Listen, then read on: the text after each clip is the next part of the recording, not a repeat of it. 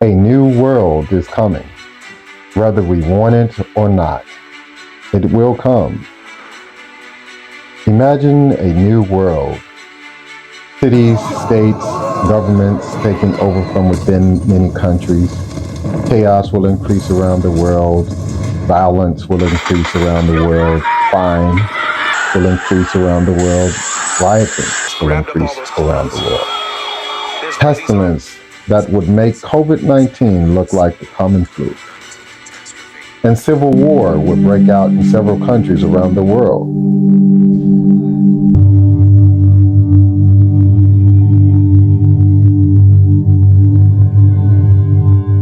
Now imagine a new world where AI, artificial intelligence, and technology controls your life, your housing,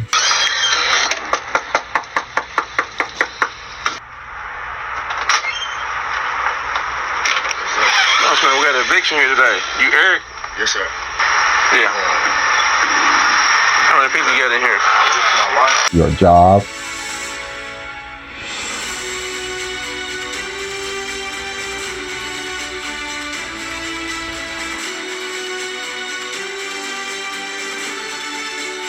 your medical,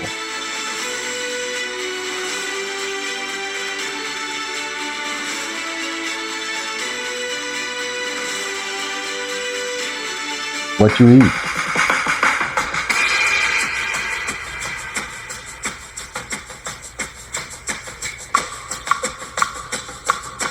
what you do, Right with both fists, standing straight.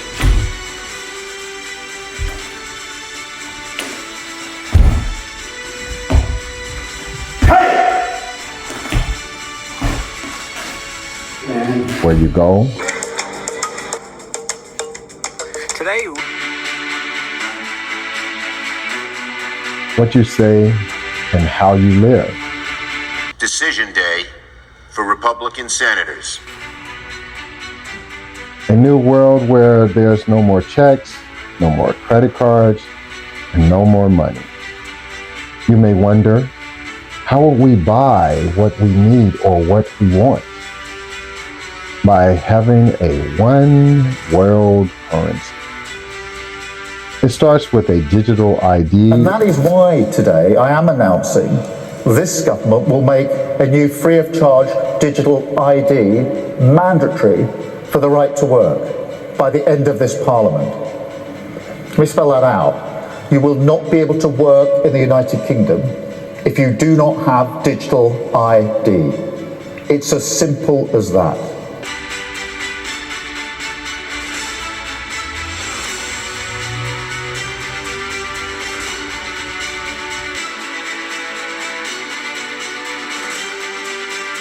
It starts with a digital ID, but ultimately moving to an RFID chip or something like a QR code tattoo. A tracking device. The rise of the Antichrist.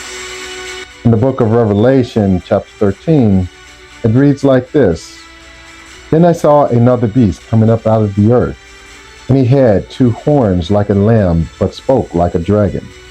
And he exercised all the authority of the first beast in his presence, and causes the earth and those who dwell in it to worship the first beast, whose deadly wound was healed.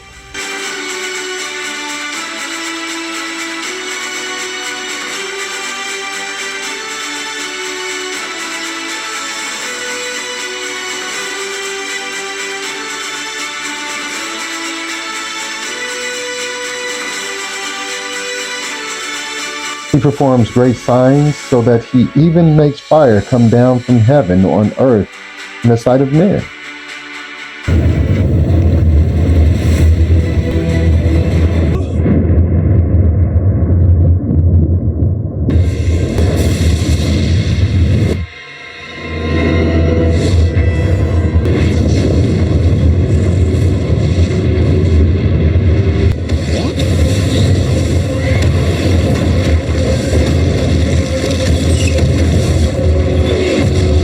And he deceives those who dwell on the earth by those signs which he was granted to do in the sight of the beast, telling those who dwell on the earth to make an image to the beast who was wounded by the sword and lived. The internet is now fully operational, and it's transforming how the world communicates. Reach goes far beyond defense and finance. 3D printed human organs receive new hearts, kidneys, and livers, printed from their own cells. Eliminating rejection and the need for lifelong immunosuppressants, use bioprinted organs to test new drugs without risking human lives.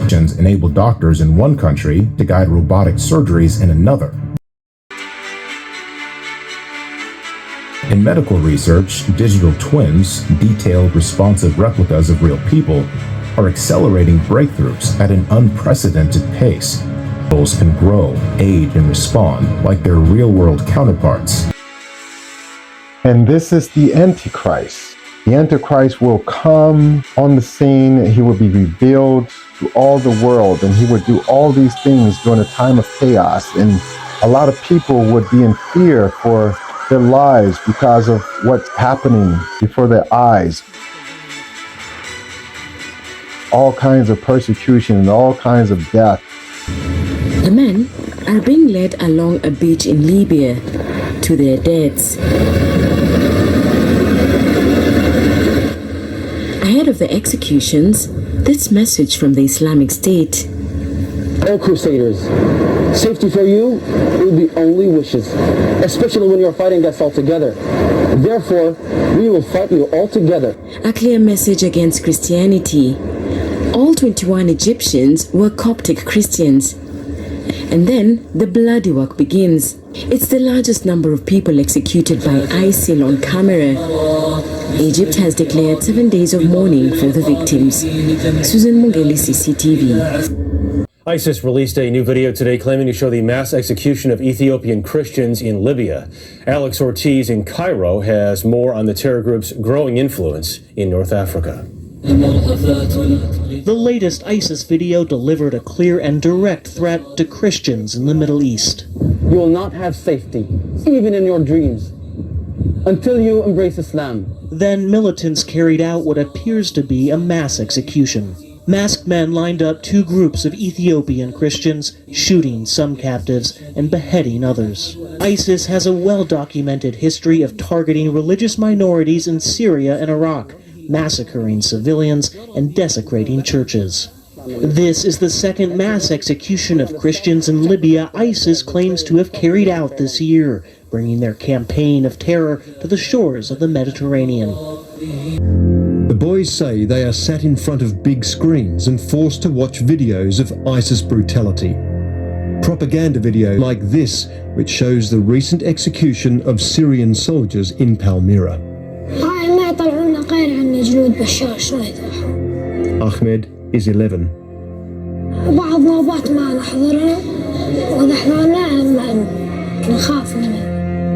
They say they're forced to watch real executions too.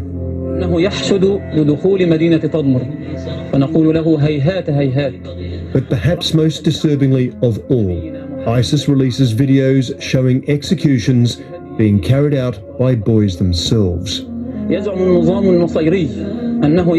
Like this boy who is shown beheading a Syrian officer, or this boy who apparently executed two alleged Russian spies in January. Boys are told they too will be killed if they don't join ISIS by age 16. But death is not the only punishment for refusing to join ISIS. Omar is 14. He'd been serving with more moderate opposition forces. ISIS fighters captured and then tortured him to try to force him to join them. بالسجن ظلت شهر ونص يعني تحت التعذيب ومشبوع. انك ليش ما تبايع الدولة وليش ما تبايعنا؟ وليش ما تقاتل المصيرية معانا؟ ليش ذبحوا نص المسلمين.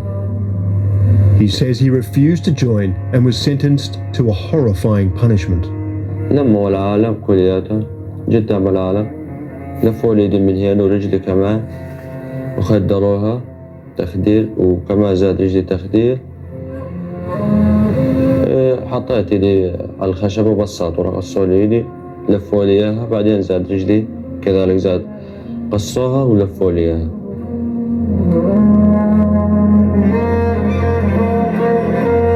These photos show Omar's actual amputation. And the man known as the bulldozer, who he says severed his limbs. Omar's amputations were carried out just 3 weeks before we met him. He'd escaped Syria only days before. The price of his defiance is constant pain and depression. Please tell Trump to save our life in Nigeria. We have been busy to settle peace between Israel and also Hamas. Now, his attention, I'm calling your attention to Nigeria. They are killing Christians in Nigeria, massacre Christians. If they say they kill Muslims, Muslims are being killed. By who? By Muslims. After they have eliminated us in the far north, we have relocated to the Middle Belt. They have now relocated. These are the weak squad, Boko Haram, that we have brought from Sambisa Forest. The people did a hit squad of Islamic agenda. Because if we don't speak the truth, let me tell you, our life is in danger. They are out to massacre and perform a perfect genocide. More than this. But we have to stand up and defend ourselves. Stand up and defend yourself. I'm saying this because I know the implication of saying, go and defend yourself.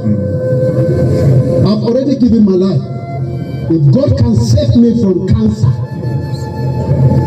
in India, God can still save me from Islamic cancer. People that are tormenting our life. So that is the message. Go and prepare for self-defense. Don't put trust on the military. Don't put trust on the security. Put your trust on God in heaven. Only God can intervene. The fact that this issue has not gotten on people's radar. Right, no one's talking about it. It's pretty amazing. If you don't know what's going on in Nigeria, your media sources suck. You are in a bubble. And again, I'm not a Christian, but they are systematically killing the Christians in Nigeria. They've killed over 100,000 since 2009. They've burned 18,000 churches. This is so much more. These are their Islamists, Boko Haram. This is so much more of a genocide attempt than what is going on in Gaza. They are literally attempting to wipe out the Christian population of an entire country. Where are the kids protesting this? Thank you. No one will talk about it, so thank you. The brutal terror attack on the Jewish community putting new pressure on Democrats here at home to confront the tide of rising anti-Semitism in their ranks, like those college students who chanted "From the river to the sea." Under attack for their faith. On the first night of Hanukkah season, gunmen killed 15 people, injured 38 others at Bondi Beach in Australia.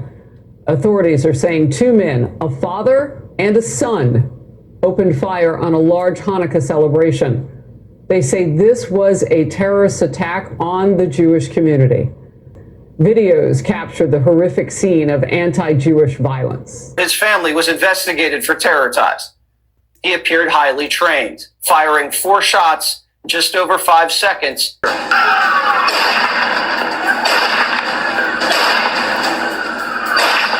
Using a bolt-action rifle, extremely fast for any civilian. Most active shooter incidents end in 5 minutes or less, but this one lasted nearly 30 minutes until a heroic bystander took matters into his own hands, rushing one of the gunmen and wrestling away his weapon. He's now in the hospital, riddled with bullets, but he said he'd do it again. Anti-Semitic incidents didn't just rise, they've exploded. Synagogues firebombed, Jewish homes vandalized. Radicals marching in the streets chanting, "Gas the Jews."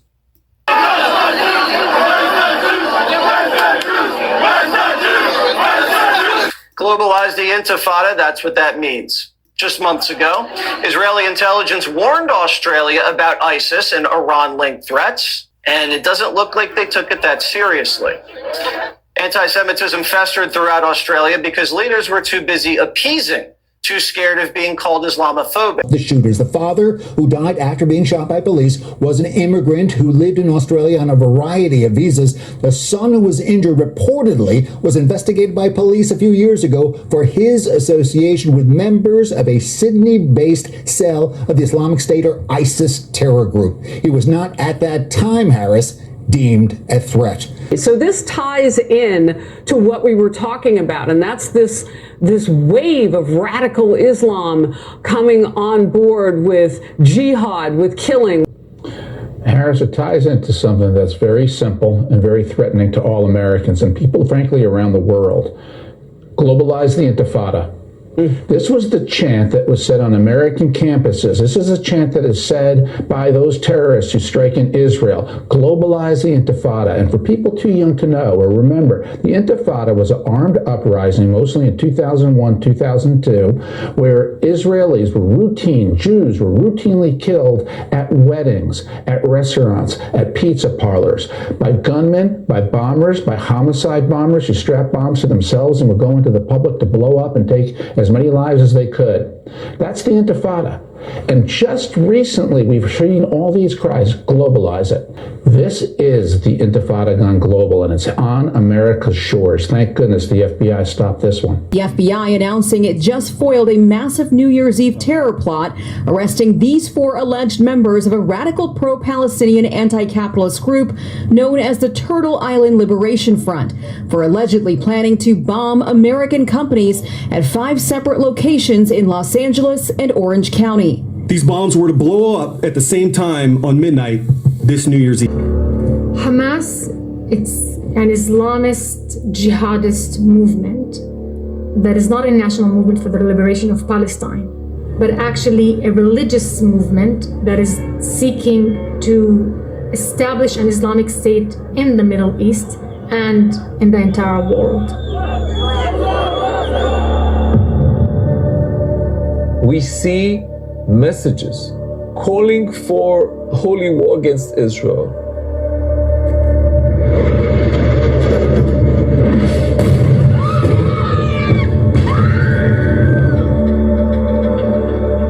Gaza, this is the weaponization of an entire urban landscape for the purpose of waging war. That's the Gaza border. Most of the Hamas come here. And those Hamas operatives are trying to break through that fence and get to the kibbutzim and kill people. This border is not going to be penetrated. October 7th, the nation woke up to a nightmare.